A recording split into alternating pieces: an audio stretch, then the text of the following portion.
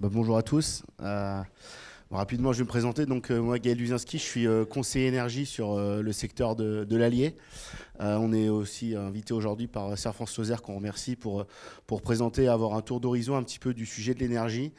Et je suis accompagné du coup de ma collègue Karine Sarrazin, qui est responsable juridique. L'objectif, mon rôle au niveau de Serre-France Lozère, c'est d'accompagner l'ensemble des projets ENR, que ce soit transition énergétique, photovoltaïque, méthanisation, carbone et autres.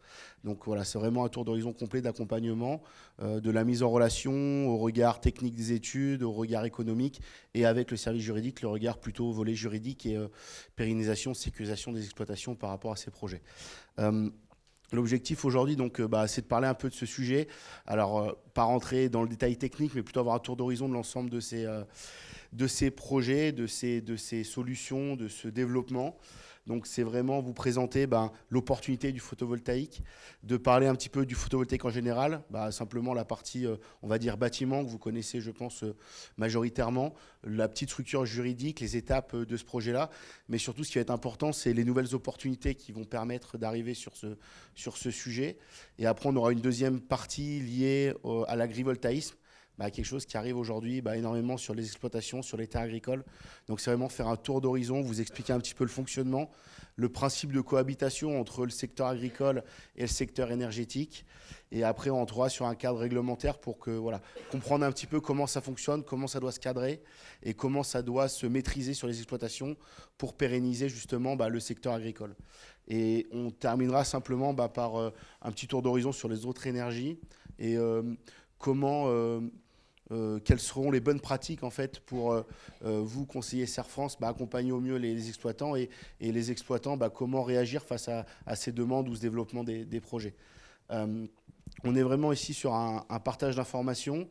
Les doctrines, les informations, les développements sont différents par rapport aux régions et aux départements. Simplement, pour un ordre d'idée, nous, sur l'Allier, au niveau de l'agrivoltaïsme, par exemple, on a plus de 300 projets en développement. Donc voilà, c'est pour avoir un ordre d'idée un petit peu de ce qui peut se faire. Je ne pense pas que ce soit le cas, que ça soit aussi développé sur la Lozère. Mais voilà, il faut s'y préparer, il faut au moins avoir ces informations-là. Et après, les projets évolueront en fonction de ce qu'on pourra trouver sur les territoires. Alors tout d'abord, je commencerai par dire quelle est l'opportunité du photovoltaïque, que ce soit agrivoltaïsme ou photovoltaïque sur bâtiment. C'est une opportunité parce que c'est une énergie qui est accessible pour tout le monde, que ce soit les particuliers mais aussi les professionnels. Et c'est quel intérêt? C'est la diversification des revenus, la diversification de son patrimoine, les recettes sans un besoin conséquent de main-d'œuvre et participer aux attentes et efforts en matière d'écologie sur le territoire, mais aussi sur l'aspect national et même européen par rapport aux différents objectifs. Le photovoltaïque, il émerge sur plusieurs enjeux aujourd'hui, donc sur l'aspect environnemental, sur l'aspect social et territorial, sur l'aspect économique, technique, mais aussi réglementaire et politique. Il faut savoir que ce que je vous ai précisé tout à l'heure, en fonction des projets, on a automatiquement des contraintes liées à des besoins politiques ou autres par rapport au département. Alors, on va retrouver sur la partie photovoltaïque plusieurs systèmes. Le photovoltaïque au sol, on en parlera tout à l'heure, l'agrivoltaïsme, la nouvelle solution qui émerge aujourd'hui, le photovoltaïque sur toiture, ce qu'on connaît aujourd'hui assez facilement, l'ombrière, alors l'ombrière de parking par exemple, et puis le sujet du tracker. On a différents types d'injections pour ces projets-là. On va retrouver la vente totale, c'est-à-dire que l'ensemble de la production va être revendue sur le réseau. L'autoconsommation, en règle générale, mais l'autoconsommation aussi en revente de surplus, c'est-à-dire qu'on va autoconsommer une partie et revendre ce qu'on ne consomme pas. Et aujourd'hui, on va parler aussi d'autoconsommation collective. Donc j'aurai un petit slide à vous présenter sur ce sujet-là, c'est-à-dire qu'on a un producteur qui va revendre à des consommateurs. Je vous présenterai tout ça tout à l'heure. Et après, on a différents porteurs par rapport à ces projets-là, des porteurs investisseurs énergéticiens, donc là c'est de l'investissement propre, particuliers ou professionnels, des groupements aussi qui peuvent se rassembler pour investir sur ce type de projet, et puis bien sûr les collectivités locales pour le développement de leur commune et autres. Simplement, un petit rappel, qu'est-ce qu'une centrale photovoltaïque? Alors, peut-être que c'est maîtrisé par tout le monde ou pas, mais on va avoir des modules solaires. Alors, je ne sais pas s'il y a un petit laser ou autre, mais peut-être sur le côté, non? Je ne sais pas. Là, ouais, parfait. Donc voilà, des modules solaires avec un système de fixation donc, qui peut être différent en fonction des installateurs, des solutions de panneaux qu'on peut utiliser. Une structure, bien sûr, métallique, bois. Ça va dépendre aussi, encore une fois, des exploitations et des besoins. Un système de câblage, hein, bien sûr. On va retrouver tout ça lié sur un onduleur qui va permettre la transformation de la production donc du courant continu au courant alternatif et qui va être injecté par le point de livraison sur le réseau, on va dire public. Donc un domaine privé, un domaine public. On va dire que ce point de compteur, c'est la séparation entre le privé et le public. Il faut savoir qu'il y a des coûts de raccordement sur ces centrales-là. Et ces coûts de raccordement, ils sont souvent liés sur le domaine public par rapport aux transformateurs, aux lignes ou autres modifications. Il faut savoir que quand on a un projet, le coût représente 40% de la valeur totale du raccordement. Okay, donc nous, on en paye 40%. Et le reste, c'est pris en charge par, on va dire, le domaine public, donc Enedis, EDF, etc. Donc voilà, quand on parle de raccordement, on n'a pas la totalité de son raccordement à financer. C'était un petit tour d'horizon rapide sur le photovoltaïque. Il n'y a pas non plus beaucoup de choses à dire à part ces systèmes d'injection et autre chose. Donc on va faire un tout petit point sur la partie juridique par rapport au bâtiment. Et après, je vous expliquerai un petit peu les nouvelles tendances qui arrivent, notamment le repowering et l'autoconsommation collective. Alors, par rapport à la structuration juridique, c'est vrai que nos exploitants qui souhaitent développer un projet photovoltaïque, on se pose souvent forcément la question de savoir sur quelle structure on va développer ce projet. Donc on a deux choix principaux qui s'offrent à nous. Le premier, c'est de développer cette activité directement en fait, dans la société agricole. Donc il faut savoir qu'une société agricole, par principe, c'est une société civile où normalement on n'a pas la possibilité de développer une activité commerciale. Mais le législateur est intervenu pour donner cette possibilité aux exploitants et donc faciliter aussi les montages. La seule limite donc on va avoir, comme juridiquement il n'y a pas de souci, ça va être une limite on va dire fiscale. Il ne faut pas que cette activité va rentrer donc dans le bénéfice agricole au titre des revenus accessoires et donc il ne faudra pas qu'il dépasse 50% du chiffre d'affaires agricole et 100 000 € en montant. Donc ça, c'est la première possibilité. La deuxième possibilité, ça va être de créer une structure dédiée. Donc souvent, on part sur une SAS, une société par action simplifiée, qui, pour le coup, va être soumis à l'impôt sur les sociétés. Donc l'impôt sur les sociétés, à la différence du bénéfice agricole, c'est donc l'impôt sur le résultat et il est directement supporté par la société, à la différence des bénéfices agricoles qui sont fiscalisés au niveau des associés. Donc une fois que la société aura payé son impôt, il faudra donc décider de l'affectation du résultat et donc s'il est distribué aux associés, dans ces cas-là, il sera refiscalisé à 30%. Donc, pour faire le choix de la solution la plus opportune, il y a différentes problématiques qui sont prises en compte. Donc, une problématique souvent déjà en premier lieu économique et financière. Mettre des panneaux, c'est souvent l'opportunité de construire un nouveau bâtiment. Et ces panneaux vont permettre souvent le financement de tout ou partie de cette construction. Donc souvent, dans cette optique-là, on va avoir tendance, s'il est possible, de mettre le développement de cette nouvelle activité directement dans la société agricole. Mais il faut aussi vérifier les impacts fiscaux et sociaux, parce que forcément, c'est pas neutre. Ça peut générer du résultat supplémentaire et donc avoir une incidence en termes d'impôts et de MSA pour l'exploitant. Donc, en fonction de cet impact, on peut avoir intérêt, pour le coup, à créer une société dédiée. Et puis ensuite, il peut y avoir aussi un enjeu patrimonial. Mettre au bilan d'une structure agricole une installation photovoltaïque, c'est aussi alourdir le bilan. Et dans un cadre de transmission, ça peut aussi complexifier encore la transmission. Et puis, on a des personnes aussi qui tout simplement mettent du photovoltaïque pour se générer un revenu complémentaire, notamment pour la retraite. Donc, c'est vrai que dans ce cadre-là, faire une société dédiée est souvent plus approprié. Voilà.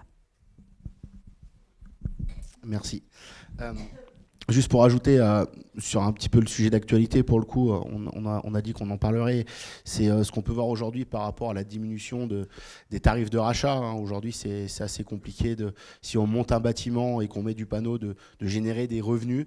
Il faut plus voir ça sur le côté pratique et usuel. Hein. C'est-à-dire que mettre des panneaux sur un bâtiment à construire, ça va permettre d'avoir un outil de travail, hein, et pas notamment de générer un fort revenu un fort revenu par rapport à leur revente, quoi. C'est ça. Hein, on est aujourd'hui sur des tarifs qui sont à la baisse, donc voilà, il faut que tout le projet soit cohérent pour qu'on puisse bénéficier d'un bâtiment à moindre coût, quoi, aujourd'hui sur ça. Après, sur l'installation sur bâtiment existant, là c'est différent. On va travailler sur des études ou remettre du bac acier ou la rénovation de toiture qui va permettre là plus facilement, comme le bâtiment est déjà construit, de générer un revenu. Voilà. Donc ça, tout ça, c'est des choses à regarder au début de vos projets et j'ai envie de dire à faire regarder, à faire étudier pour que le projet soit le plus pertinent possible. Aujourd'hui, pour les bâtiments qui ont déjà été construits, il existe plusieurs possibilités que je vais vous présenter juste après cette slide. Mais moi j'ai oublié ce slide, pardon, mais sur la durée en fait d'un projet, simplement pour vous donner un tour d'horizon, sur un projet photovoltaïque sur bâtiment, il faut compter à peu près 2 ans et demi d'installation, du début vraiment du choix jusqu'à vraiment le raccordement et l'utilisation de son bâtiment. C'est réfléchir rapidement, hein, réfléchir à son projet, déclarer le projet en mairie, demander le raccordement Enedis, après avoir le financement bancaire. Et après, c'est tout ce qui va être la partie raccordement, demande de tarifs, demande d'acceptation et les travaux Enedis, le passage du consuel, la mise en service. Voilà. C'est tout ce qu'on va retrouver sur un projet bâtiment. Aujourd'hui, c'est quelque chose qui est assez simple, qui est assez courant. Donc, c'est plutôt simple de le mettre en place. Je vous parlais juste avant des centrales qui sont déjà existantes. Aujourd'hui, on voit émerger un nouveau système qu'on appelle le repowering. L'objectif de ce sujet-là, en fait, c'est d'identifier et de développer de nouvelles surfaces sur des bâtiments déjà existants. Comment ça fonctionne? Alors, c'est le mot assez compliqué, mais en fait, c'est assez simple à mettre en place. L'objectif, c'est via une ancienne centrale de enlever l'ensemble des panneaux, de remettre des panneaux nouvelle génération en augmentant cette puissance qui a été installée d'environ de 10% maximum. Et cette règle-là va nous permettre de conserver le tarif de rachat de l'époque. C'est-à-dire sur les bâtiments des années 2010, par exemple, c'était environ 70 centimes. Et on peut aujourd'hui, en 2024, supprimer les panneaux installés, remettre des nouvelles générations et conserver ce tarif jusqu'à la fin de son contrat. Okay. Donc ça va permettre quoi? Ça va permettre d'augmenter d'environ 62% la production totale de la centrale, et ça va surtout permettre de libérer de la place sur la toiture. Pourquoi? Parce qu'à l'époque, on avait des panneaux d'environ 100 watts crête. Aujourd'hui, on est plus proche des 400. On n'arrive pas loin des 400, donc ça peut être vraiment intéressant. Ce qui fait qu'on va libérer de la place, on va pouvoir installer une nouvelle centrale sur la même surface avec un nouveau contrat EDF. Donc ça, c'est une opportunité financière, fiscale, d'augmenter son patrimoine tout en conservant le bâtiment qu'on a déjà et les panneaux de nouvelle génération. La deuxième chose sur les nouveaux bâtiments ou sur les contrats actuels, c'est de parler d'autoconsommation collective. Alors, je ne sais pas si ça parle à tout le monde, et l'autoconsommation collective, c'est assez simple à comprendre, à mettre en place. C'est pas la même chose, mais on a un producteur, un gros producteur, qui va produire une quantité d'énergie et qui va revendre cette énergie en fait à des consommateurs. Alors des propriétés individuelles, des entreprises, des collectivités. L'objectif de ça va permettre d'être sur un projet gagnant-gagnant. Pourquoi? Parce que le producteur, lui, va revendre un peu plus cher que son contrat de base de DFOA, et le consommateur va pouvoir payer son énergie moins cher qu'elle le fait actuellement avec son contrat d'énergie standard. Il faut savoir que par contre, la problématique de ce sujet d'autoconsommation collective, c'est que de particulier ou de professionnel à professionnel, on ne peut pas vendre de l'électricité comme ça. Donc il faut passer par ce qu'on appelle une PMO. Donc c'est une petite structure, personne morale organisatrice, qui va être en fait dans la gestion de ces contrats entre les producteurs et consommateurs d'électricité. Voilà. C'était vraiment pour présenter un petit tour d'horizon de ces sujets-là. J'espère que ça a été assez clair. Après, voilà, on pourra revenir sur des questions pour rentrer plus en détail, parce que derrière ça se peut cacher des contrats sous forme de clés, de répartition en fonction des contrats et de gestion. Mais là, on va assez loin dans le projet et voilà, ça peut prendre plus de temps d'explication. La deuxième grande partie qu'on voulait aborder, c'est le sujet de l'agrivoltaïsme. On va y consacrer un peu de temps, mais l'objectif, c'est vraiment d'avoir un tour d'horizon et d'informations sur ces secteurs-là. Alors, la définition de l'agrivoltaïsme, elle est très simple. Par contre, la mise en place et les contraintes qu'il y a derrière, elles sont plutôt compliquées. L'agrivoltaïsme, c'est simplement une approche innovante qui associe la production d'énergie solaire à l'agriculture sur une même surface. Ce contexte, il a émergé sur des différents enjeux, qui soient donc le changement climatique, la transition énergétique, mais aussi la pression foncière. On sait le débat qu'on a sur ces terres agricoles, de comment développer les énergies renouvelables, mais il faut aussi de la place. Donc on a un petit peu un combat de l'ensemble de ces sujets-là, donc il faut trouver de l'espace. C'est comme ça qu'ont émergé les nouvelles solutions, notamment de l'agrivoltaïsme. Et bien sûr, toujours garder cette sécurité alimentaire, cette production agricole qui est très importante. Ces différents enjeux qui sont différents du contexte, c'est des enjeux environnementaux, bien sûr, des enjeux agricoles, des enjeux économiques, des enjeux énergétiques et des enjeux réglementaires et sociaux. Encore une fois, vous allez voir, on va rentrer un petit peu dans le détail après, la complexité de l'aspect réglementaire qui va cadrer réellement le projet agrivoltaïsme par rapport à la structure agricole. Donc, pour réaliser un projet agrivoltaïste, on a une cohabitation qui doit se faire. Et pour qu'un projet agrivoltaïste soit accepté, il faut qu'il réponde au moins à un de ces services suivants qui sont listés ici. Donc, c'est l'amélioration du potentiel et impact agronomique, c'est l'adaptation au changement climatique, c'est la protection contre les aléas météorologiques et c'est aussi l'amélioration du bien-être animal. Si on ne répond pas à un de ces 4 critères-là, on ne pourra pas parler de projet agrivoltaïque. Je voulais faire le focus sur la différence du type d'installation, de ce qu'on peut voir aujourd'hui sur nos départements ou sur notre territoire. Le photovoltaïque au sol, aujourd'hui, c'est ce qu'on voit le plus. Ce n'est pas parce qu'on a des moutons qui sont en dessous, qui on va dire, qui font l'entretien de ces centrales-là. On est vraiment sur du photovoltaïque au sol, c'est vraiment la différence. Le photovoltaïque au sol, l'activité principale, c'est le solaire. Aujourd'hui, suite au développement du sujet agrivoltaïque et de la pression un peu foncière, on a vraiment 2 cadres. Pour pouvoir développer ces sujets maintenant photovoltaïques, il faut qu'on s'assoie des surfaces éligibles identifiées par les chambres d'agriculture, des chambres départementales qui vont soumettre des surfaces éligibles qui seront notamment des surfaces incultes, des friches industrielles, des sites pollués ou alors des terres non exploitées depuis au moins 10 ans. Ces zones de développement ENR, elles sont établies souvent par les communes ou par les intercommunalités également. Donc là, on est vraiment sur de la production solaire. La différence avec le sujet et le type d'installation agrivoltaïque, là, on va être sur de l'activité principale agricole. Donc là, c'est simplement des photos de synthèse pour vous montrer un petit peu la différence avec ce qu'on peut voir sur la slide d'avant. Si je peux revenir, là on est vraiment sur une production purement solaire. Là on essaie vraiment de travailler sur l'aspect culture-élevage et je vais vous présenter juste après ce qu'on voit aujourd'hui en développement sur ces projets. Les différentes technologies utilisées sur les développements de ces projets, on va en avoir 4 principales, il y en aura certainement d'autres qui vont évoluer, mais aujourd'hui c'est ce qu'on peut voir sur l'accompagnement des projets que moi je mets en place sur l'Allier. On a principalement le panneau fixe, simplement des pieux qui sont sur les champs avec des panneaux, donc il n'y a pas de mouvement, c'est du fixe, c'est principalement pour l'élevage.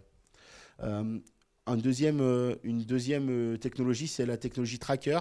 Donc là, c'est à peu près le même système de fixation que cette technologie-là, mais là, on va avoir des panneaux qui vont bouger, qui vont pouvoir se mettre à la verticale pour pouvoir se déplacer correctement sur les parcelles. On va retrouver aussi ce qu'on appelle la technologie canopée. Donc là, ça va être plutôt pour l'aspect culture, maraîchage, etc. Arbres fruitiers, par exemple, où là, on va avoir des modules qui sont sur filin et qui vont aussi pivoter par rapport au soleil pour protéger, en cas d'aléas, par exemple, climatiques, type grêle ou autre, de pouvoir se mettre à l'horizontale pour pouvoir protéger justement ces cultures et pouvoir se se régler par rapport à la présence du soleil et des besoins, on va dire, énergétiques des différentes cultures. Et on va retrouver surtout, alors là c'est plutôt pour l'aspect grande culture, des haies solaires qui vont permettre vraiment d'avoir des panneaux à la verticale, d'avoir une production bien sûr moindre en énergie, mais qui va permettre de lier en fait et de faire un mix des deux, agricole et énergie. Donc ça c'est les 4 aujourd'hui technologies qu'on retrouve. Bien sûr, dans tout cet aspect assez simple de agricole, énergie, il y a des défis et des limites. Le premier défi, c'est l'investissement qui est très élevé. Aujourd'hui, un agriculteur ne va pas pouvoir investir lui-même dans un projet agrivoltaïque. Donc, il va souvent être démarché par des développeurs. Par contre, ce qui est sûr, c'est que ce développeur-là, il va avoir des complicités techniques pour mettre en place un projet par rapport aux besoins de l'éleveur, de l'agriculteur, et par rapport aussi au décret qui est écrit. Tout ce mixte-là, ça va être l'objectif de s'adapter au mieux à la pratique agricole. Donc pour ce faire, on a un décret qui est sorti le 8 avril 2024, qui est après ajouté à ça des arrêtés qui expliquent différents sujets, notamment le revenu disponible, etc. Revenu durable, pardon, mais je reviendrai ça après. Les principaux points du décret, c'est la définition de l'agrivoltaïsme, c'est les critères d'éligibilité, donc c'est ce que je vous ai un petit peu présenté rapidement juste avant, et on a aussi tout ce qui va être limitation de la surface et le contrôle et sanctions. Donc ça, c'est une partie du décret. Alors, très succincte, simplement pour vous présenter, parce que sinon, on pourrait y passer une demi-journée à travailler sur le décret. Mais voilà, moi, ce que je vais présenter, c'est simplement les grandes lignes de ce décret-là. C'était qu'on a une limitation de la surface. Quand on parle de limitation de surface, c'est-à-dire qu'on a un taux de couverture qui ne doit pas excéder 40% de la surface. C'est toujours pour pouvoir préserver cet aspect agricole. Les superficies non exploitables, en fait, en raison du projet, elles ne doivent pas excéder 10%. C'est-à-dire que si on a, on va dire, 100% de production agricole énergie, on ne doit pas perdre en fait 10% de cette superficie totale en couverte par l'installation, quoi. L'hauteur et l'espacement des panneaux aussi, c'est rentré dans le décret. Un espacement cohérent, une hauteur cohérente par rapport à la production. Ce ne sera pas les mêmes hauteurs de panneaux sur la production ovine ou sur la production bovine. Voilà. Moi, en tant que conseiller énergie, souvent, quand on me dit j'ai un projet ovin, je dis on s'engage sur 40 ans, on va peut-être pas faire de l'ovin pendant 40 ans, donc peut-être voir pour mettre une technologie plutôt bovin, un peu plus haut, comme ça, si jamais on a des changements ou des modifications qui arrivent dans les années qui peuvent passer, on a toujours la possibilité d'utiliser ces mêmes surfaces-là, quoi. Je vous l'ai mis en bleu, mais je vous laisserai aussi le diaporama pour pouvoir le regarder plus attentivement. Mais hors élevage, en fait, on doit respecter ce qu'on appelle une zone témoin par rapport au projet, c'est-à-dire qu'on doit avoir un référentiel sans panneau, sans ombrage, qui permet de justifier un petit peu cette perte ou non dans le futur de ces impacts qu'on peut avoir sur les cultures, par exemple. En fait, pourquoi ils font ça? Parce que le décret prévoit, en fait, à partir de la 6e année d'exploitation, des contrôles et des sanctions annuelles. Donc, en fait, on aura, par rapport à ces projets, des contrôles qui seront faits, que ce soit technique, mais aussi économique, agronomique, juridique, pour voir si on respecte réellement le projet sur plusieurs années et qu'on est toujours dans les clous d'un projet agrivoltaïsme. Je vais laisser la parole à Karine qui va vous présenter un petit peu les montages contractuels par rapport à ça. Et puis moi, je reviendrai à la fin sur la partie timing et sur la partie bonne pratique. Voilà, merci. Alors, le montage contractuel, aspect juridique. En effet, ces projets, pour qu'ils puissent se développer, aujourd'hui, on a besoin de mettre en place un montage contractuel bien spécifique. Alors, juste petit rappel pour bien poser, on va dire, un peu le contexte. Donc, on va avoir 3 acteurs principaux dans ces projets. Donc, tout d'abord, la société porteuse du projet agrivoltaïque. Donc, le développeur, le propriétaire foncier et l'exploitant agricole. Donc, la société porteuse, elle a pour rôle de développer le projet, réaliser l'investissement et ensuite exploiter donc, la centrale photovoltaïque et donc revendre l'électricité. Ensuite, donc, le propriétaire foncier, lui, va avoir pour rôle de mettre à disposition de la société AgriPV le foncier. Et ensuite, donc, l'exploitant agricole, alors on a différentes possibilités, différentes situations. On va voir la situation la plus simple, qui est que donc, le propriétaire est en même Deuxième possibilité, l'exploitant est uniquement fermier, donc il dispose d'un bail rural. La troisième possibilité, donc l'exploitant est une société, et dans ces cas-là, on va se retrouver souvent dans une situation où soit c'est un associé qui est propriétaire du foncier et à ce titre il le met à disposition de la société, ou là où les associés disposent de baux ruraux qu'ils mettent à la disposition de la société. Donc l'exploitant, lui, il va avoir pour rôle donc, de maintenir cette activité agricole. Donc l'objectif de ce montage contractuel, donc il y a plusieurs objectifs. Donc le premier, ça va être de sécuriser la maîtrise du foncier tant pour le développeur mais que pour l'exploitant agricole. Sécuriser donc la qualification d'agrivoltaïsme, comme l'a expliqué Gaëlle, c'est un aspect essentiel. Et enfin, sécuriser donc l'exploitation par l'exploitant agricole. Donc ce cadre, il doit donc répondre aux exigences donc, légales de l'agrivoltaïsme et donc contraindre le propriétaire, l'exploitant et le développeur à respecter donc ces obligations. Alors, le premier cas, c'est le cas le plus simple où notre propriétaire est également exploitant. Donc, dans ces cas-là, le montage est simple. Donc, le propriétaire va donner, via un bail emphytéotique, la maîtrise du terrain au développeur. Donc, juste pour rappel, donc, le bail emphytéotique, c'est un bail de longue durée. Sur ces projets-là, la durée qu'on voit le plus souvent, c'est entre 30 et 40 ans. Donc, ça engage quand même sur une durée très longue. Donc le bail emphytéotique, il a pour avantage pour le développeur de lui donner un droit réel sur le terrain.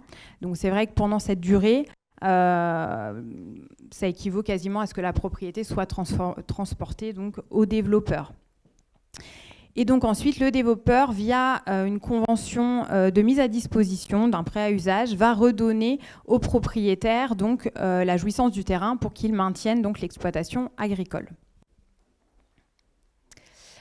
Alors ensuite, on a le cas du propriétaire non exploitant.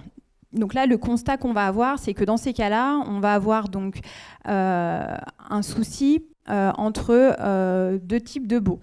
Donc dans ce cas-là, le propriétaire va avoir souvent un bail rural avec un fermier en place. Et donc la problématique qu'on va avoir, c'est qu'on ne peut pas cumuler sur le même terrain, la même emprise foncière, un bail rural et un bail emphytéotique. Donc, face à ça, les développeurs ont développé deux types de montage. Donc, le premier va consister à résilier donc, le bail rural et le deuxième à créer une division en volume. Donc, on va le voir plus en détail. Donc, dans cette première situation, on a donc une résiliation du bail rural qui va permettre donc de signer le bail emphytéotique entre le propriétaire foncier et le développeur. Et ensuite, le développeur va faire un prêt à usage à l'exploitant. Et à ça peut s'ajouter une convention agri-PV tripartite entre les trois parties qui va reprendre donc, toutes les contraintes liées à l'agrivoltaïsme. Alors, la différence pour l'exploitant, on va voir plus en détail. Donc, le prêt à usage, c'est beaucoup moins protecteur pour l'exploitant qu'un bail rural. Donc ça, c'est quand même un point très important et qu'il faut bien prendre en compte. Et donc, avoir une grande vigilance sur le contenu de ces prêts à usage. Son contenu principal, bien évidemment, la désignation des biens, la durée, donc, qui est souvent équivalente à celle du bail emphytéotique, donc 40 ans, donc c'est ce que disait tout à l'heure Gaëlle, il y a quand même une réflexion à avoir par rapport à ça. Hein. Ça engage l'exploitant sur une durée très longue. Donc les obligations réciproques, le maintien de la qualité d'agriculteur actif, qui est un des éléments centraux de l'agrivoltaïsme. Un point de vigilance très important sur les assurances. Aujourd'hui, on n'a pas du tout de recul, on ne sait pas du tout l'aspect assurantiel. Aujourd'hui, pour l'exploitant, on peut se douter qu'il risque d'y avoir un surcoût d'assurance sur ces parcelles-là. Donc c'est vrai qu'on a tendance à les alerter là-dessus et ne pas hésiter à solliciter les développeurs pour qu'ils prennent en charge potentiellement ces surprimes. Certains le proposent, hein, donc il ne faut pas hésiter à solliciter ça. Et bien évidemment, prévoir les cas de résiliation et de cession du prêt à usage, parce que sur 40 ans, on se doute bien qu'on peut avoir un départ en retraite, on peut avoir des cessations d'activité. Donc, il faut mettre en place des choses pour prévoir ces situations. Et donc à ça va s'attacher donc cette convention d'exploitation qui va donc donner les règles d'activité, on va dire de coexistence de l'activité agricole et de l'activité photovoltaïque. Donc après, en conclusion, sur ce montage-là, voilà, contrairement au bail rural, l'exploitant est plus ou moins sécurisé dans son activité en fonction du contenu du prêt à usage et la convention d'exploitation. C'est pour ça que nous, on alerte vraiment nos adhérents là-dessus, avant de s'engager, bien solliciter leur service juridique pour relire les conventions de manière à ce qu'ils comprennent bien à quoi ils s'engagent, quoi. Alors, le deuxième montage, dans ce cas-là, on va avoir une coexistence du bail amphithéotique et du bail rural. Donc, pour ce faire, on va faire une division en volumes. Donc, alors je ne sais pas si... En fait, on va définir 2 volumes. Un volume bas, qui va être réservé donc, pour l'exploitant agricole, qui va lui permettre en fait, de maintenir son activité agricole, et un volume haut, qui va permettre donc de louer aux développeurs uniquement le volume haut, où il y aura les panneaux. Alors, ça pose quand même quelques questions, hein. Parce que forcément, alors déjà, c'est un montage qui est forcément plus complexe. Elle va nécessiter donc bien évidemment d'avoir recours à un géomètre pour constater et créer ces 2 volumes. Elle va aussi nécessiter d'intégrer des servitudes d'ancrage. Les panneaux, forcément, il faut une emprise au sol, hein, ça paraît assez évident. Donc ça nous pose quelques questions, on va dire, et quoi qu'il arrive, il faudra un avenant au bail rural en cours. Ce montage, il est moins sécurisant pour le développeur parce qu'il ne va pas avoir d'emprise directe sur le foncier et pas de lien direct avec le fermier en place qui, lui, va conserver en fait, ses prérogatives de son bail rural et donc la liberté de faire ce que bon lui semble, on va dire, sur son terrain. Donc, alors, il y a aussi une convention d'exploitation qui va être conclue, mais c'est vrai que pour nous, ce montage, il paraît plus complexe, il est plus protecteur pour le fermier, mais juridiquement, il pose quand même quelques questions, on va dire, sur la mise. Enfin, théoriquement, c'est beau sur le papier, après, dans la pratique, ça nous paraît un petit peu plus compliqué. Alors, face à ça, le législateur a quand même une réflexion en disant qu'aujourd'hui, juridiquement, on n'était peut-être pas assez bien doté, on va dire, d'outils pour concilier autant les intérêts du développeur, de l'exploitant agricole et du propriétaire. Donc, on a des sénateurs qui ont déposé une proposition de loi pour inclure, en fait, dans le bail rural des clauses agrivoltaïques. Donc ces clauses, elles nous permettraient notamment de déroger à l'encadrement des loyers minima prévus par le statut du fermage, encadrer la coactivité, qui n'est pas possible aujourd'hui dans le statut du fermage, et donner différentes possibilités liées aux contraintes de cette activité agrivoltaïque, tout en sachant qu'à la fin de l'exploitation, au moment du démantèlement, toutes ces clauses-là deviendraient donc caduques. Donc ça, c'est à l'étude. On attend une évolution donc, par rapport à ça. Alors ensuite, on va faire un petit focus sur les sommes versées par le développeur, que ce soit au propriétaire et à l'exploitant. Alors déjà au propriétaire, donc là on a 2 typologies de sommes qui sont versées, donc ça va être bien évidemment le loyer du bail amphithéotique et potentiellement aussi une indemnité d'immobilisation. Donc avant que le bail ne soit signé, on a une phase précontractuelle souvent qui consiste à une promesse de bail qui va être signée et donc qui va entraîner une contrainte, on peut penser pour le propriétaire. Donc à ce titre-là, les développeurs souvent indemnisent, on va dire, les propriétaires. Donc ces sommes, d'un point de vue fiscal, elles vont constituer des revenus fonciers qui seront donc soumis à l'impôt sur le revenu, au barème de l'impôt et aux prélèvements sociaux à 17,2%. Alors, pour l'exploitant, on va avoir différentes sommes qui peuvent lui être versées. Alors, la première somme, ça peut être une indemnité d'éviction. Donc, son bail rural va être résilié dans la majorité des cas. À ce titre-là, il peut percevoir une indemnité d'éviction. Donc ça, ce sont des sommes qu'on va plutôt catégoriser dans le régime des plus-values, car on va considérer qu'il va compenser une perte d'éléments d'actifs de son droit au bail.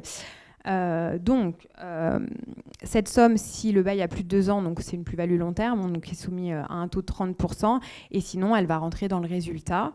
Et on a une possibilité de l'exonérer avec le 151 septies. Alors, les autres sommes qui peuvent être donc versées à l'exploitant, on va avoir donc une indemnité au titre de l'attente pendant la période de construction. Donc là, pour nous, c'est plutôt, on va compenser un manque à gagner pour l'exploitant. On peut avoir aussi, donc pendant, là, une fois que le projet est en marche, on va dire, on va avoir donc une indemnité qui va être versée pour contraintes liées à la centrale, enfin, à la présence de la centrale sur les parcelles. Et on peut aussi avoir une indemnité sur le manque à gagner de la PAC. Alors aujourd'hui, on n'a pas de contraintes là-dessus, mais on ne sait pas l'évolution qu'on aura. Et certains développeurs le prévoient déjà, on va dire, dans leur convention. Donc ces indemnités, elles vont plutôt avoir pour rôle de compenser soit une charge supplémentaire ou un manque à gagner, et donc elles seront imposées au titre des bénéfices agricoles. Elles rentreront donc dans le résultat. Et ensuite, la dernière somme qui peut être versée, c'est plutôt ce qui est lié au contrat d'entretien. Ça veut dire que les développeurs sollicitent souvent les agriculteurs pour entretenir les parties qui ne seront pas exploitables, les fameux 10% que Gaël expliquait. Donc là, ça nous pose plus de questions, car pour nous, ça relève plutôt d'une typologie d'une prestation de service. Et donc de fait une qualification commerciale. Donc fiscalement, on sait que c'est rattachable, on va dire, aux bénéfices agricoles au titre des revenus accessoires. Par contre, c'est vrai qu'on a une problématique sur nos sociétés civiles agricoles qui ne peuvent pas développer d'activité donc commerciale, et en particulier pour les GAEC. Donc par rapport à ce point-là, on attend aussi une évolution juridique qui permettrait d'inclure, on va dire, ces revenus dans nos sociétés agricoles. Voilà.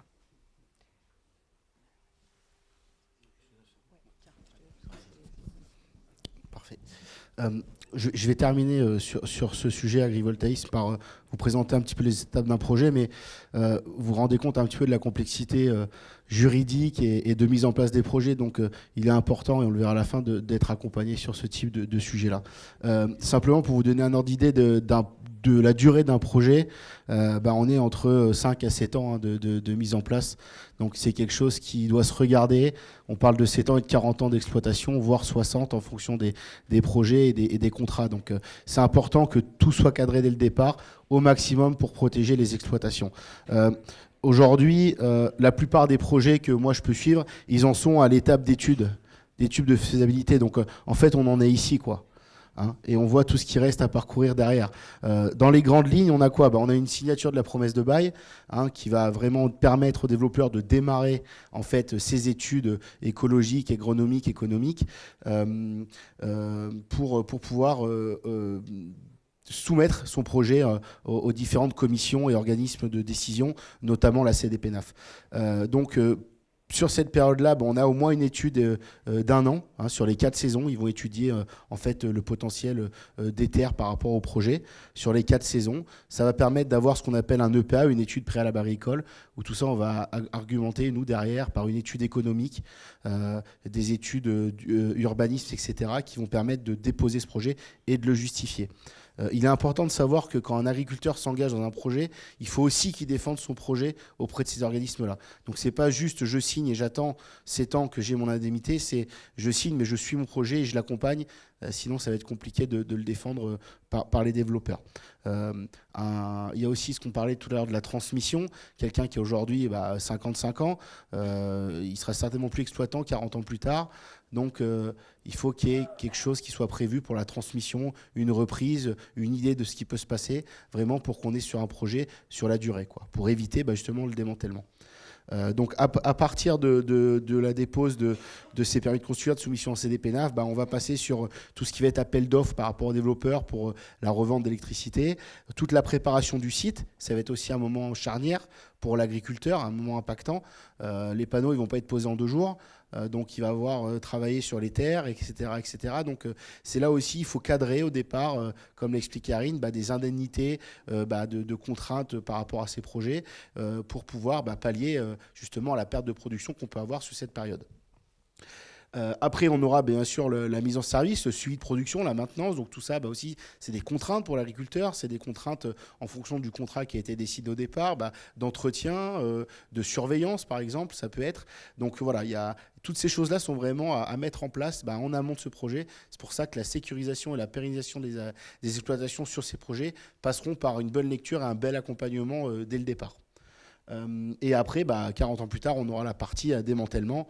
Donc tout ça, c'est prévu à la base des contrats.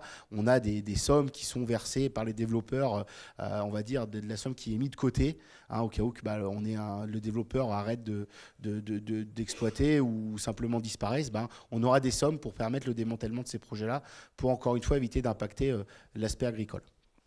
Donc voilà pour le tour d'horizon des étapes de projet. Donc on voit que c'est assez complexe et assez long. Je vais faire simplement un focus sur les autres énergies qu'on peut connaître sur notre territoire, principalement l'énergie hydraulique, les barrages, ça tout le monde en a déjà vu, les éoliennes, c'est pareil, mais on a aussi l'aspect biomasse, les méthanisation. Alors je ne sais pas si en Lozère il y en a beaucoup ou pas. Nous dans l'Allier, voilà, on a une quinzaine de méthanisation, ce qui est complètement ridicule par rapport à ce qu'on peut voir sur la Bretagne par exemple, à titre de comparaison. Et après on a l'aspect géothermie, avec la chaleur du sol, voilà, par exemple circuit d'eau pour des maisons typiquement, ça peut se faire, ou pour d'autres situations. Donc voilà, c'est un petit peu tour d'horizon pour les énergies qu'on peut voir aussi en France. Et après plus tard on sera amené à en avoir d'autres, notamment, alors c'est pas une énergie en tant que telle, mais le stockage par batterie ou autre, par les véhicules électriques aussi, le stockage sur véhicules électriques, le développement de ces choses-là vont permettre de faire avancer un petit peu le monde de l'énergie autour de l'aspect agricole ou artisan commerçant également. Voilà. Et je terminerai par cette slide avant de vous présenter notre événement du mois d'avril. Mais simplement, les bonnes pratiques à privilégier, c'est identifier et se renseigner sur la stratégie du développeur agrivoltaïste ou installateur aussi photovoltaïque sur bâtiment. C'est pas toujours les meilleures stratégies qui sont vendues. Faire analyser le type de contrat proposé, c'est hyper important. Ça va permettre de vraiment sécuriser son installation. Parce que sur agrivoltaïsme, on part de 40 à 60 ans, mais sur bâtiment, on s'engage aussi sur 20 ans avec EDFOA. Donc ça peut être important d'avoir les choses claires dès le départ. C'est être un acteur majeur, je vous l'ai expliqué, dans le développement du projet. C'est être accompagné pour la réalisation de son projet, que ce soit sur de la mise en relation ou sur des conseils, notamment assurantiels par exemple. C'est être attentif aux modifications qui peuvent être apportées en cours de projet. Et puis, c'est pas penser que le projet énergétique, c'est juste une opportunité de bénéficier d'indemnités faciles. Ça a aussi des contraintes et des obligations. Donc voilà, c'est important de le savoir et important de le préciser. Pour terminer, je vais vous présenter notre événement qu'on a créé, Serre-France Terre d'Allier, donc le Salon de l'énergie. Donc ça va se passer le 3 et 4 avril à Moulins, au Parc des Expos. C'est un salon qui sera entièrement réservé aux professionnels et aux collectivités. C'est vraiment l'endroit où on va pouvoir découvrir l'ensemble de ces innovations, de ces technologies et de ces discussions. Donc on va parler d'innovation, de véhicules électriques, on va parler de transition énergétique, de carbone, de photovoltaïque, d'agrivoltaïsme. On va retrouver, je vous présenterai après les différents exposants, mais voilà, on aura vraiment tout le type de thématiques énergétiques à retrouver sur notre salon. Le salon en quelques chiffres, c'est plus de 50 exposants aujourd'hui qui vont nous accompagner sur cet événement. C'est le premier salon professionnel de l'énergie en Auvergne. En Auvergne, bien sûr, c'est un salon qui sera gratuit. On a envoyé plus de 20 000 invitations sur notre département et les départements limitrophes. On a plus de 6 000 m² de salon et on cessera sur 2 journées.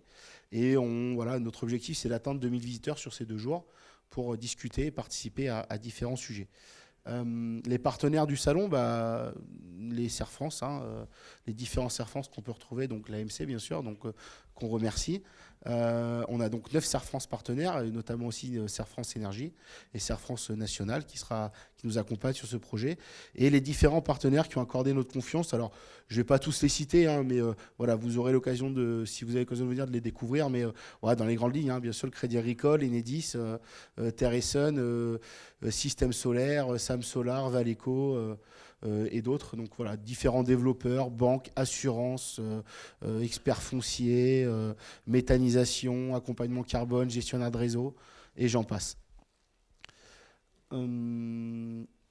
On a donc sur cette conférence organisé des ateliers thématiques, une dizaine d'ateliers qui vont reprendre un petit peu dans la technique l'ensemble de ces sujets, et surtout 6 grandes conférences et tables rondes qui vont permettre de discuter sur différents sujets que je vais vous présenter ici. Donc les conférences, non, on n'a pas mis de programme, donc je vais vous en parler comme ça, je pensais qu'il était là. Sur ces conférences, donc, on va retrouver 6 thèmes, donc la transition énergétique le jeudi, la méthanisation et le carbone. Donc l'objectif, c'est un tour d'horizon, de vous présenter un petit peu ce qui peut être mis en place et quel accompagnement on peut avoir sur ces sujets-là.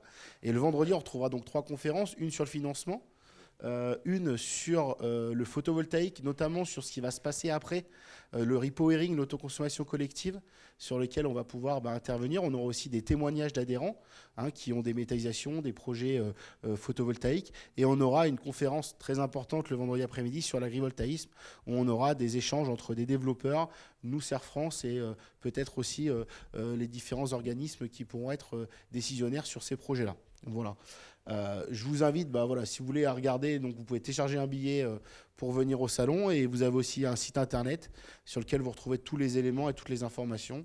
Donc je me rappelle, c'est jeudi 3 et vendredi 4 avril, donc d'ici un mois. Voilà, on a terminé avec la présentation, je vous remercie. Et puis je laisse parole peut-être aux questions, s'il y en a. Oui.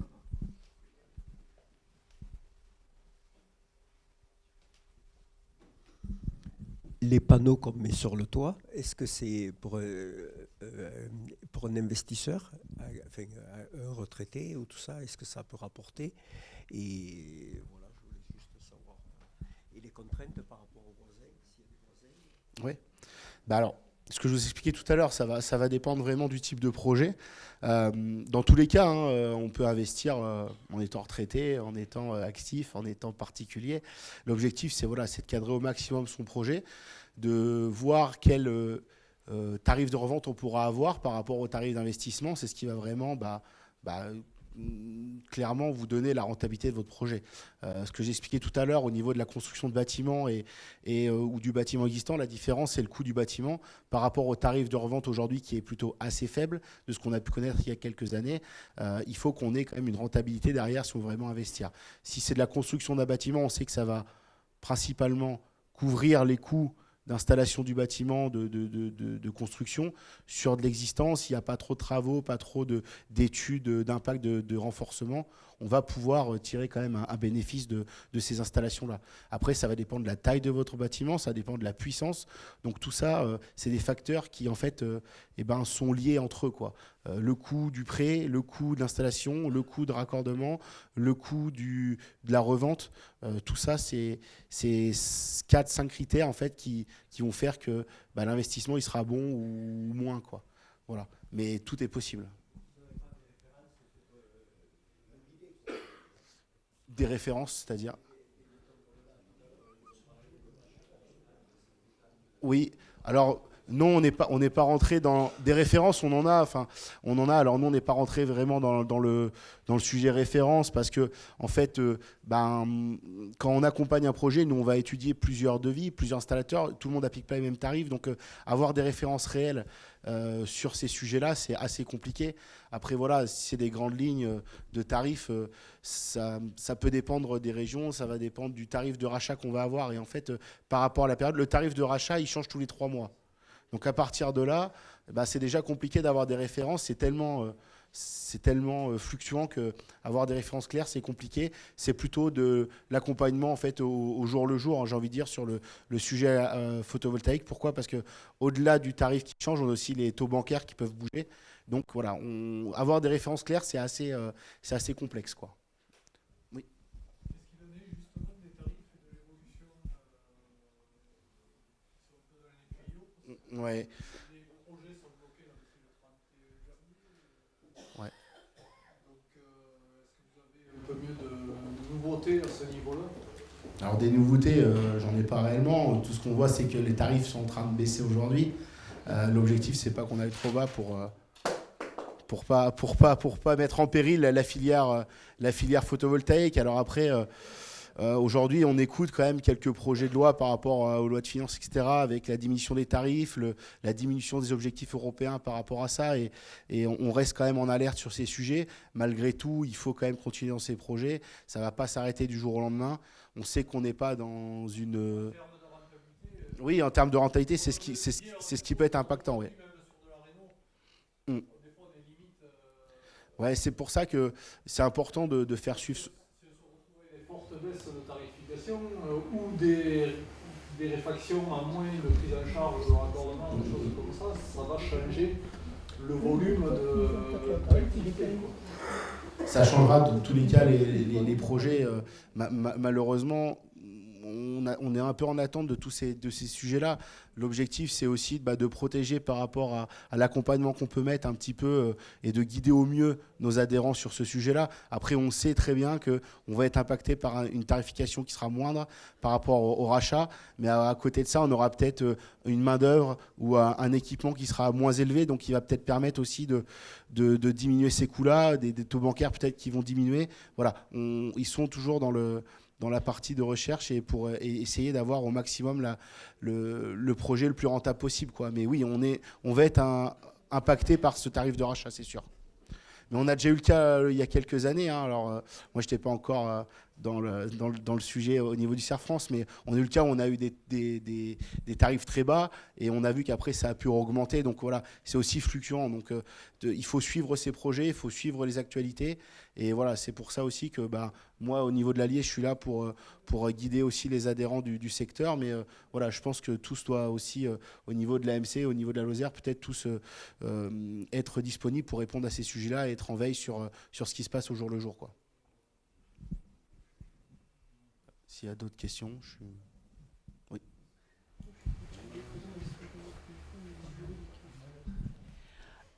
C'est par rapport à l'agrivoltaïsme. Je me demandais s'il y a des projets qui existent, enfin, que vous connaissez, qui ont vraiment abouti, puisque je vois 5-6 ans de préparatifs, enfin, je ne sais pas, ou 7 ans. Donc savoir s'il y a des endroits où il y a des sujets qui ont abouti sur ce point-là, agrivoltaïsme. Oui, alors au niveau des sujets agrivoltaïsme, aujourd'hui il y en a qui ont vu le jour, mais j'ai envie de dire c'est plutôt des projets tests, quoi, hein, qui vont permettre de démontrer les bénéfices de cette filière-là, de cette technologie-là. Après, moi, pour les projets personnellement que je suis au niveau de l'Allier, aujourd'hui on en est sur des accords et on va dire des validations en CDPNAF. Donc là, ils vont passer sur la partie permis de construire et on va dire après urbanisme, etc. Donc ce que je vous dis, on en est encore au tout début. Il reste encore, même si le projet était accepté, on va dire par le préfet, par le territoire, derrière, il va rester à présenter son projet, voilà, hein, au voisinage, etc., aux différents secteurs urbanisme qui vont pouvoir développer le projet, quoi. Donc on en est un peu loin. Oui, mais là, c'est un peu la bataille au niveau des développeurs, mais c'est normal. Chacun veut prouver que son projet, c'est le meilleur. Mais au-delà de ça, derrière, il y a énormément de contraintes, énormément de problématiques. Et c'est vraiment l'objectif aussi de notre accompagnement, c'est de cadrer un petit peu ces choses-là et de permettre le meilleur projet possible, ou au moins le meilleur démarrage de projet possible. Parce que, comme on le voit, c'est assez long. Et l'objectif, c'est vraiment de sécuriser pour nous et de pérenniser les exploitations de nos adhérents, quoi.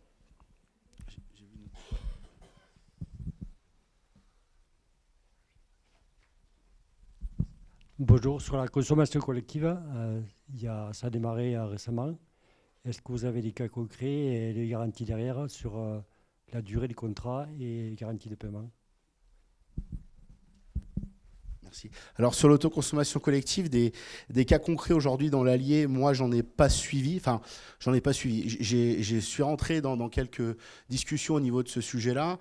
Déjà, il n'y a pas de durée claire de l'autoconsommation collective, puisque dans une structure PMO, on peut y rentrer et sortir un petit peu comme on veut. Donc c'est pour ça qu'il y a aussi une contrainte importante au niveau du producteur de bien se structurer dans un premier temps, souvent avec son énergéticien qui va proposer ce type d'installation-là, c'est-à-dire qu'il va être accompagné souvent par un gestionnaire, j'ai envie de dire, de cette PMO pour tout ce qui est gestion de factures, flux, etc. Parce qu'on le sait très bien, enfin vous le savez peut-être plus que moi en tant que professionnel, vous n'avez peut-être pas le temps de gérer en plus de, par exemple, votre exploitation, votre entreprise, le flux de factures des consommateurs qui vont rentrer sortir. Donc ça va avoir un coût, c'est aussi en développement. La plupart des installateurs avec lesquels je peux échanger quotidiennement, ils sont tous sur le sujet. Là, on est vraiment sur les prémices des premiers projets. Il y a quelques projets qui sont sortis, j'ai envie de dire, dans les grandes agglomérations ou dans les collectivités qui sont vraiment avancées sur ce sujet-là. Mais les installateurs se posent la question de comment gérer ces sujets-là. Mais voilà, les réponses vont arriver. Le coût de l'énergie à revendre ou à acheter, ça c'est pareil, c'est une décision qui appartient aux producteurs, à la structure PMO.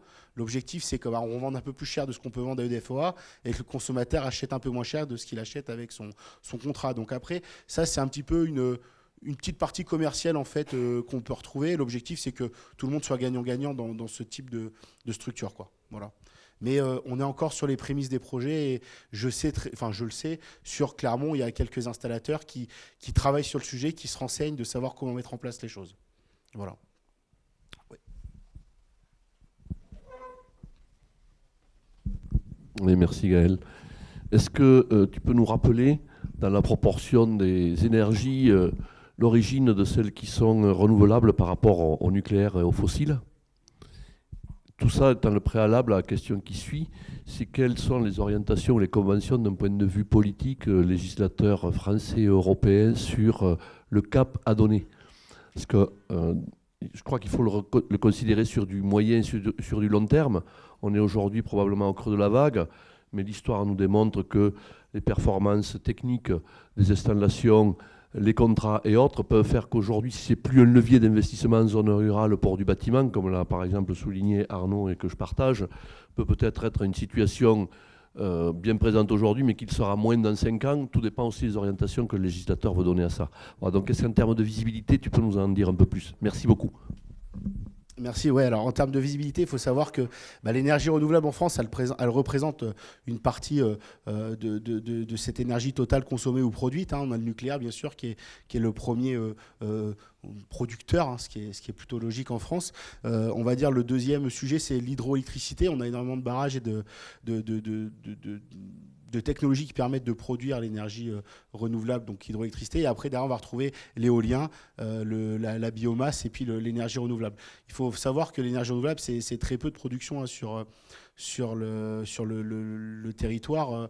De mémoire, ça doit être même pas une dizaine de % par rapport à tout ce qui est produit. Donc voilà, il faut savoir qu'on a des perspectives qui peuvent être bonnes par rapport à ce qui peut être décidé et par rapport aux objectifs de la France et par rapport aux besoins européens. L'énergie renouvelable, c'est encore une faible partie de ça. On a des évolutions possibles. Il y aura des technologies qui vont augmenter, qui vont permettre de développer encore ces technologies. Mais par contre, derrière, on va avoir des sujets politiques, un gouvernement instable où on ne sait pas trop où aller. Donc, c'est important de continuer à croire en ces projets en tant que professionnel. Il y a encore des choses à faire, il y a encore de l'électricité à produire, ça, il n'y aura pas de souci. Et puis, je suis persuadé, tant qu'il y a du soleil, de toute façon, il y aura du solaire. Donc là, il n'y a pas trop de débat. Mais voilà, il y a toute une situation géopolitique qui est plutôt instable en ce moment. Donc il faut qu'on puisse avoir un cap qui n'est pas facile à garder aussi sur ces projets-là. Mais croire en projet, c'est quand même important, quoi. Voilà. Je ne sais pas s'il y a d'autres questions. Oui.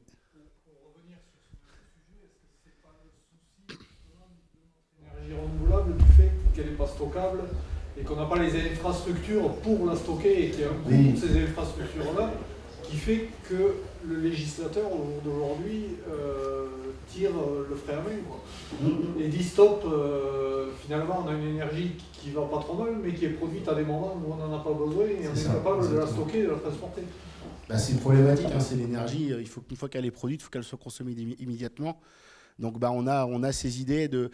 Alors c'est des projets qui sont en cours. Enfin voilà, moi la partie stockage c'est un coût énorme. Il y a de la gestion derrière.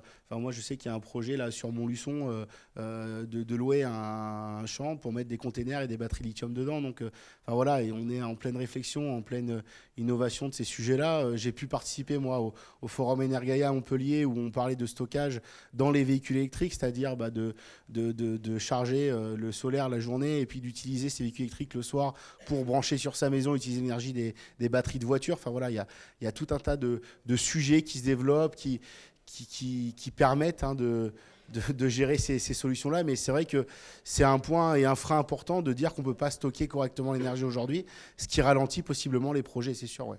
Je pense que c'est le principal frein aujourd'hui. Oui, alors il y a ce frein de stockage, mais il y a aussi tout l'aspect fonctionnement. Oui, aujourd'hui. Il y a eu une forte mais c'est pour ça aussi du volume de production, mais l'État en face n'a pas mis les infrastructures nécessaires à notre ambition, quoi. Bien sûr, c'est pour ça qu'aujourd'hui aussi, ils développent le sujet d'autoconsommation collective pour produire et consommer localement. c'est une forme de stockage aussi, hein, c'est-à-dire que l'électricité qui sera produite, bah, elle sera consommée au plus près et par le plus grand nombre. Donc tout ça, c'est des études à mener, des projets qui vont évoluer. Enfin voilà, je pense que, enfin vous l'avez vu depuis les années 2010, des premiers bâtiments. Enfin, le sujet d'énergie renouvelable autour du photovoltaïque, par exemple, a énormément évolué. Des solutions sont trouvées, des puissances augmentent. Voilà, il y a aussi toute la partie rénovation des lignes, hein, haute tension, des lignes de raccordement, des lignes EDIS, des postes sources, des transformateurs, des bouts de rue. Donc voilà, il y a beaucoup de sujets qui se développent encore. Donc la filière ne va pas s'arrêter tout de suite, mais c'est sûr qu'il y a des contraintes et des problématiques qui font que certains projets vont devoir freiner, quoi. Les panneaux dans les champs, lequel c'est le plus prometteur? Alors, non, mais c'est pas du tout la même technologie, c'est pas le même type d'investissement. De l'agrivoltaïsme, ça a des gros investisseurs, des gros développeurs, on va avoir des coûts d'installation assez importantes. La méthanisation, ça peut être fait à différentes échelles. Ça peut être fait à l'échelle de l'exploitation, à l'échelle d'un regroupement. Donc, dire lequel est le mieux aujourd'hui, ça va dépendre de son projet aussi personnel, de son projet de regroupement. Maintenant, par rapport aux rémunérations, j'ai envie de dire, c'est pareil, hein, la méthanisation, ça aussi une fluctuation du tarif de rachat en fonction de ce qu'on fait. L'agrivoltaïsme, là, on est moins impacté en tant qu'exploitant puisqu'on a un loyer qui est versé. Donc ça, normalement, c'est fixe quoi, par rapport au contrat. Donc on peut se dire que sur l'agrivoltaïsme, on peut avoir un projet qui réussit, on aura une rémunération fixe sur 40 ou 50 ans. Un agriculteur où là on peut aussi avoir des contrats comme le photovoltaïque, donc le photovoltaïque sur bâtiment, donc on peut aussi avoir des discussions sur ces projets. Alors de dire lequel est le mieux, j'ai envie de dire c'est plutôt une réflexion individuelle et par rapport à son projet de vie aussi derrière quoi, voilà. Oui. Dans nos zones vantées, le petit éolien individuel est-il rentable? Sur les zones vantées comme chez vous, c'est ça? Non, oui, après l'éolien, alors ça reste une production d'énergie renouvelable. Après, ça va tout dépendra de la puissance installée, si c'est vous qui faites l'investissement ou pas, de comment ça peut être géré.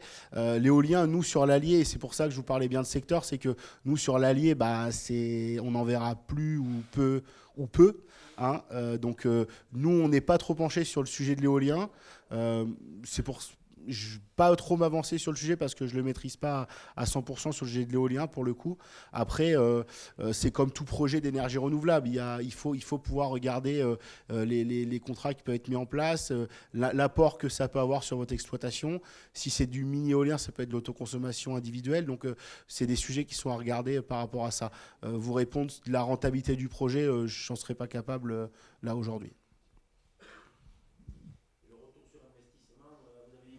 Les panneaux ils produisent 4 fois plus là maintenant et que en fait l'électricité elle est rachetée moins chère, mais est-ce que le retour sur investissement par rapport aux 4 ou 5 années précédentes, un projet aujourd'hui? Oui, aujourd'hui, alors tout dépendra de si on a une construction de bâtiment. Sur une construction de bâtiment, on va pouvoir arriver aux alentours de 15 ans, hein, c'est-à-dire en fait en fin de paiement du crédit, du prêt. Si on a déjà un bâtiment existant, on peut être aux alentours de 7-8 ans. Quoi. Tout va dépendre du moment où on a signé son contrat par rapport au tarif, du taux bancaire qu'on peut avoir, du prêt qu'il va falloir faire et de son projet en règle générale. Si on a du changement de toiture à faire, on va impacter automatiquement la rentabilité du projet. Si on a du renforcement à faire, ça va être pareil. Donc voilà, c'est ce que je disais, c'est que de parler de rentabilité projet par projet, c'est presque des projets individuels. Ça va vraiment dépendre de la structure de son bâtiment, du type de projet qu'on va avoir et du tarif de raccordement qu'on va pouvoir avoir, quoi. Et aussi du coût de raccordement, par exemple, par rapport au projet. Donc voilà, dans les grandes lignes, c'est à peu près ces années-là, mais ça va dépendre encore une fois du type de projet. Pour ça qu'avoir des références claires, c'est pas simple au niveau des exploitations et de vous donner des chiffres en disant vous installez un bâtiment, vous aurez 8 ans de retour-investissement, c'est un peu au cas par cas, ouais. Par rapport à la temporalité aussi du projet. Hein. Il y a 2 ans, il y avait 13 centimes de revente. Aujourd'hui, on est à 10,52 et à un moment donné, on va passer vers les 9. Donc, vous voyez, ça va tout dépendre du projet. Voilà. S'il y a d'autres questions. Non ? Bon. Je vous vous laisse conclure.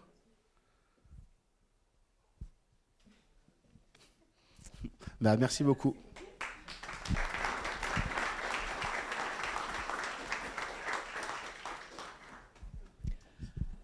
Je vous propose à tous, merci pour votre intervention. Voilà. Et je vous propose à tous qu'on se retrouve. Voilà. Donc on a besoin des scrutateurs et le trésorier, le secrétaire aussi, pour venir signer. Donc Monsieur Fournier, Monsieur Osti. Voilà, pour venir signer les papiers de l'Assemblée générale statutaire. Et puis on se retrouve autour du buffet.